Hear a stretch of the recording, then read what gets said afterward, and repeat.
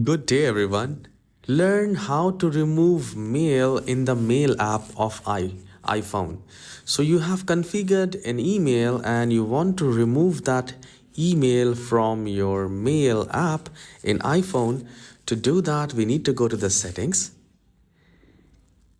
and here we'll scroll down to the bottom and you will find apps. Once you click on that, you need to scroll down more and look for mail. And here you will find mail accounts. So to remove mail accounts in the mail apps, we will click on mail accounts. And here you will find all the added accounts.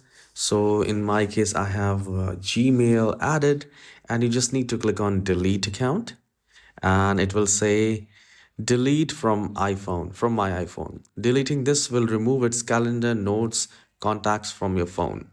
So if you do that, the contacts will be also removed. So make sure you check before deleting it. All right. So this is how you can delete the email account in Mail app of iPhone. And if you find this tutorial short and helpful, don't forget to hit the like and subscribe. I'll see you in the next video. Have a wonderful day.